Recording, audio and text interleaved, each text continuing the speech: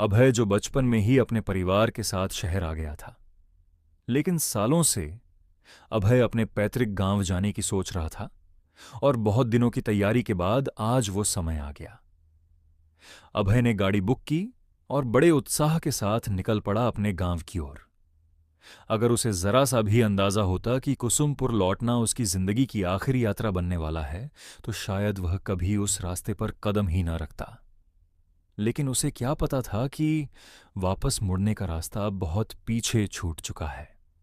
शाम ढल रही थी। आसमान बैंगनी और धूसर रंगों की परतों में डूब चुका था, जैसे दिन और रात के बीच कोई अनकहा संघर्ष चल रहा हो।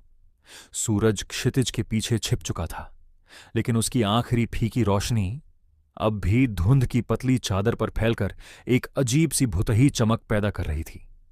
कच्ची ऊबड़ खाबड़ सड़क पर गाड़ी हिचकोले लेते चली जा रही थी। इंजन की घरघराहट चारों ओर फैल रही थी। गाड़ी की आवाज के अलावा कोई और आवाज वातावरण में मौजूद नहीं थी, सिर्फ सन्नाटा। आगे सड़क दिखाई तो दे रही थी, लेकिन कुछ ही दूरी पर सब कुछ धुंध में समा जाता था। ऐसा लगता था जैसे रास्ता कहीं जाता ही नहीं, बस धीरे धीरे किसी अदृश्य खालीपन में खो जाता है। वर्षों बाद वह अपने पुश्तैनी गांव लौट रहा था, उस घर में जहां उसकी यादें अब भी धूल की तरह जमी होंगी। लेकिन उसे यह नहीं पता था कि यह वापसी उसकी मर्जी से नहीं होगी। कुसुमपुर उसका इंतजार कर रहा था, शायद बहुत समय से, और अभय अनजाने में उस बुलावे का जवाब देने आ चुका था। अभय गांव जाने की सोच में डूबा था। तभी ड्राइवर ने गाड़ी रोक दी और अभय से बोला, उतरिए साहब, आगे गाड़ी नहीं जाएगी। दी जीप का दरवाजा खोलकर अभय नीचे उतरा। उसके जूते के नीचे कंकड़ की हल्की चरमराहट उस सन्नाटे में असहज रूप से तेज सुनाई दी। उसने चारों तरफ नजर दौड़ाई। खेत थे, पेड़ थे, वही रास्ता था जिसे वह बचपन में साइकिल से पार किया करता था। फिर भी सब कुछ अजनबी लग रहा था, जैसे जगह वही हो, पर उसका दिल बदल चुका हो। क्यों? गांव तो बस 2 किलोमीटर है, यहां से मैं कैसे जाऊंगा?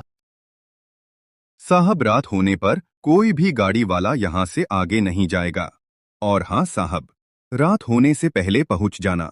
और अगर अंधेरे के बाद कोई पीछे से नाम लेकर बुलाए तो मुड़ना मत। अभय हल्का हंस दिया, लेकिन ड्राइवर की आंखों में डर मजाक नहीं था। और फिर जीप चली गई। अभय जीप को जाते देखता रहा। आवाज दूर होती गई।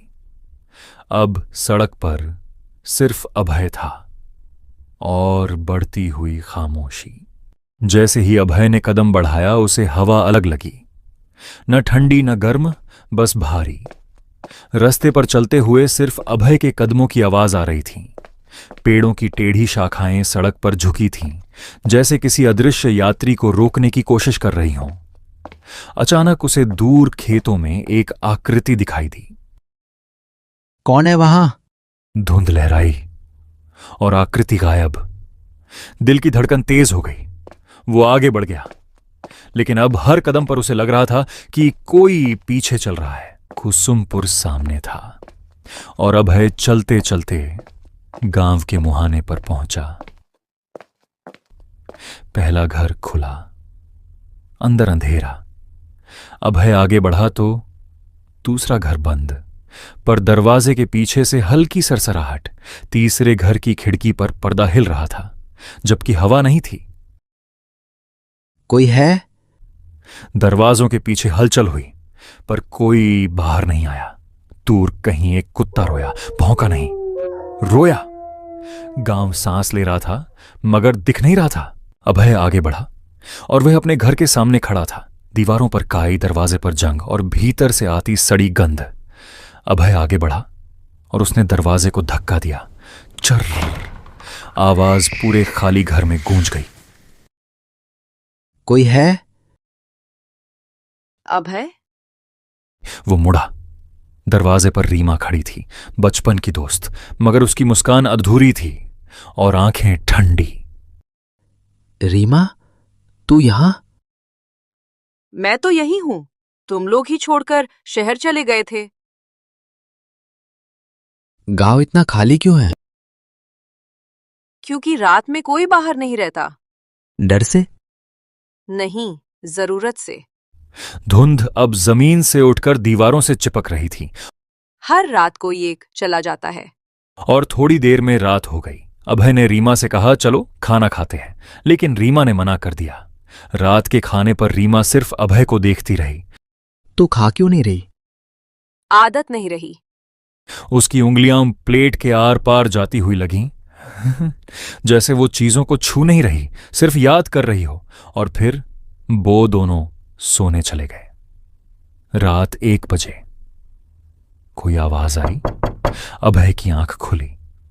कमरा धुंध से भरा था। फिर आवाज आई, अभय, बेटा, दरवाजा खोलो।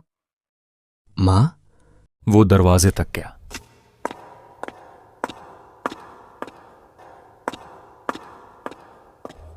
हाथ कुंडी पर रखा। मत खोलो। वो माँ है। नहीं। अभय, दरवाजा खोल। दरवाजा हिलने लगा। लकड़ी कांप रही थी। अचानक सब शांत। अभय ने मुड़कर देखा, वो रीमा गायब थी। सुबह जब अभय गांव में निकला तो उसे मास्टर जी मिले।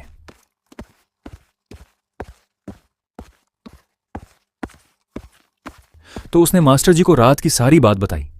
मास्टर जी का चेहरा सफेद पड़ गया जब अभय ने रीमा का नाम लिया। बेटा, रीमा 3 साल पहले मर गई। नहीं, वो कल मेरे घर थी। ये कैसे हो सकता है? रात में आवाज सुनकर बाहर गई थी, फिर कभी वापस नहीं आई। गांव के बाहर टूटा मंदिर खड़ा था। बचपन में मना था वहां जाना। कहते थे अभय के दादा ने खेत बढ़ाने के लिए मंदिर तुड़वाया था। जमीन काली थी। धुंध वहीं से उठ रही थी। तुम आ ही गए। अभय मुड़ा। रीमा। इस बार उसकी आंखें पूरी काली थीं। तू क्या है? ये गांव बंधा हुआ है। मंदिर टूटा तो हम सब अटक गए। धुंध में चेहरे उभरे। बच्चे, औरतें, बूढ़े। हर पीढ़ी से एक चाहिए, तभी कैद ढीली होती है। तो मैं... तुम लौट आए अपनी मर्जी से। जमीन गर्म होने लगी। अभय के पैरों के नीचे से धुआं उठने लगा। धुंध ने उसे चारों तरफ से घेर लिया। हाथ उभरे, परछाइयां पास आईं। डर मत, अब तू अकेला नहीं रहेगा। नहीं। उसकी आवाज धुंध में समा गई। सुबह मंदिर के पास जली मिट्टी का नया निशान मिला। गांव वालों ने सिर झुका लिया। उस रात धुंध और गहरी हुई और किसी ने सुना, माँ, दरवाजा खोलो। इस बार वो आवाज अभय की थी। कुसुमपुर अब भी वही है। धुंध अब भी उठती है। और अगर कभी कोई तुम्हारा नाम लेकर पुकारे, जवाब मत देना। अगर आप अभी तक इस अंधेरी कहानी के साथ बने हुए हैं तो शायद आपको भी डर का ये साया पसंद आने लगा है।